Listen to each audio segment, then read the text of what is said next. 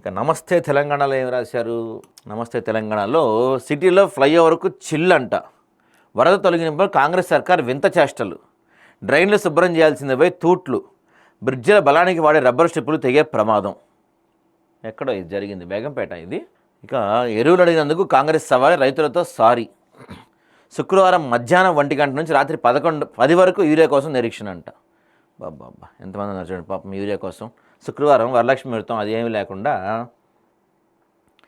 రైతు బీమాకు పెనుగండం, 13తో ముగియనున్న పాలసీ గడువు, ఇప్పటివరకు సిద్ధం కాని కొత్త జాబితా. రైతు బీమా గురించి జర్మనీ ఫీజులో మర్మం, ఉచిత విద్యుత్ ఉండగా 21 లక్షల ఫీజు దండగా, జేఎన్టీయూ జర్మనీ ఒప్పందం వెనుక దందా, ఉచిత విద్యుత్ కేరాఫ్గా నిలుస్తున్న జర్మనీ.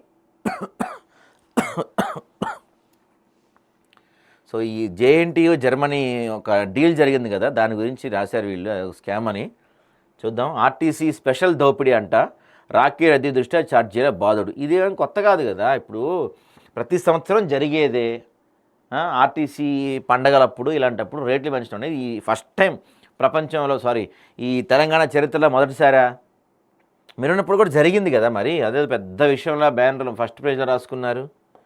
అటకెక్కిన ఆయుష్మాన్ 1.21 లక్షల కోట్ల మేర పెండింగ్ బకాయిలు ఉన్నాయంటండి. యుద్ధానికి సిద్ధం కావాలంట, దేనికో మరి కాంగ్రెస్ పార్టీ అని చెప్తున్నారు. సో ఇవి నమస్తే తెలంగాణలో మనకి ప్రధానంగా కనపడుతున్న వార్తలు. అన్ని పత్రికల్లో మనకి ప్రధానంగా కనపడుతున్న వార్తలు చూసాం. ఒకసారి ప్రతి వార్తని మనం ప్రతి అంశాన్ని డీటెయిల్డ్గా అనాలిసిస్ చేసే ప్రయత్నం చేద్దాం.